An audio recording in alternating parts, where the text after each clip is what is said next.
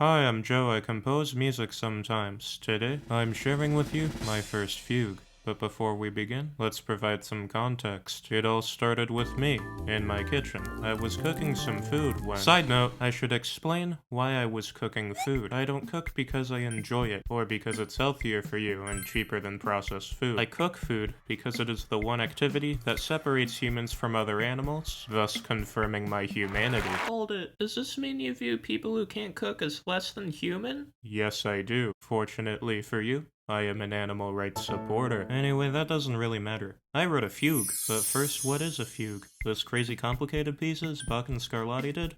Nope. Bach and Scarlatti wrote some complicated fugues, but fugues themselves are actually pretty easy. I'll show you.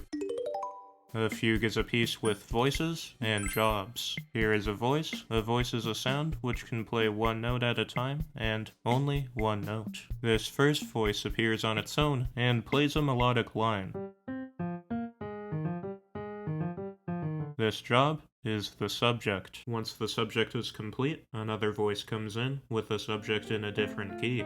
This job is the answer. This process of voices playing subjects and answers continues until all voices are accounted for, resulting in our fugue's exposition. Now that we're done with our fugue's exposition, you can pretty much do whatever you want. What about all the parallel fifths and voice crossings? No, you silly Billy, you sillium billium, those are Baroque rules. We're now in the post-ironic modern era of music. And the world. Have you seen what Andy Warhol put on the moon? My fugue has two cool things in it. The ending of the piece, and a brand new never discovered chord. Chords in classical music are often associated with intervals. An interval is the distance between two pitches, and is denoted by a modifier and a number. The basic modifiers are major, minor, and perfect to represent large, small, and pure distances. Lots of Western music uses 7-note scales, and as a result, these basic modifiers are paired with the numbers 1 through 7. Here's an example. The F minor triad has a minor third, major third, and perfect fifth. The F minor 7th chord has 2 minor thirds, 1 major third, 2 perfect fifths, and a minor 7th. Now that we have the space of modifiers and numbers, let's go to stupid territory. In edge cases, intervals need to stretch beyond major and minor to create cohesion. Take the harmonic minor scale. Many 7-note scales are built through intervals of a second. This ensures that every scale will have one and only one A, B, C, D, E, F, and G. Here we have a G sharp. While F to G sharp sounds like the previous example's minor third, we can't call this a minor third. So how do we go beyond a major second? We use augmented intervals. Harmonic minor isn't that stupid though. You can find it everywhere. We've sniffed the glue a little, we're familiar with the aroma, but it is now time to huff it. Augmented 6 chords, they have augmented sixths. Yuck. Why do they exist? It's an overcomplicated solution to two problems. One could say this kills two birds with one stone. Oh, right, animal rights. One could say this feeds two birds with one skull. Reason 1. In the common practice era of music, the inharmonically equivalent minor 7th is a dissonance that is forced to resolve downwards. An augmented 6, however, resolves upwards. Reason 2 is it saves ink. Remember, we need to resolve upwards. If we were to write a 7th, we would need an accidental for the resolving note. That's 2 whole accidentals. Make it an augmented 6th, only 1 accidental. It saves money to look hideous. Got the glue all up in there yet? Can you feel your brain folds getting smoother? Are your synapses firing at a slower rate? This is where my chord comes in. It is now time to snort the glue. There are 3 currently known European augmented 6th chords: the Italian, French, and German chord. These include the major 3rd, augmented 4th, and perfect 5th, respectively. But we skipped over an interval. We skipped over the perfect augmented 3rd. To make what I just said more complicated, I use lexicographic ordering of the 3rd vector in a 4-dimensional set. I've never seen a classical piece with this chord in it, so I decided to write one instead. It is now called the Joe chord. Here's how it resolves.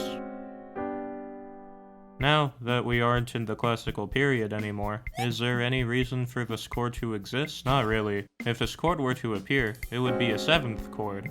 Look at how nice it is, having chords with insistent accidentals. A cleaner way to think of augmented sixths is a tritone substitution of a secondary dominant. But what is a tritone substitution of a secondary dominant? 2-5-1 is a common progression. If we use the circle of fifths, the magical music clock, we can see that A is the dominant of D, and E is the dominant of A, which makes E a secondary dominant to D. If we take this E chord, substitute it by a tritone, halfway around the magical music clock, we get the functionally congruent flat 6 chord. This flat 6 chord is very similar to our antiquated augmented 6th chord. You can check out my Trapdoor 251 video to learn more. Augmented 6ths suck, but at least my chord sounds cool. Well, that was a good 5 minutes of the video for a chord that appears once in the entire piece.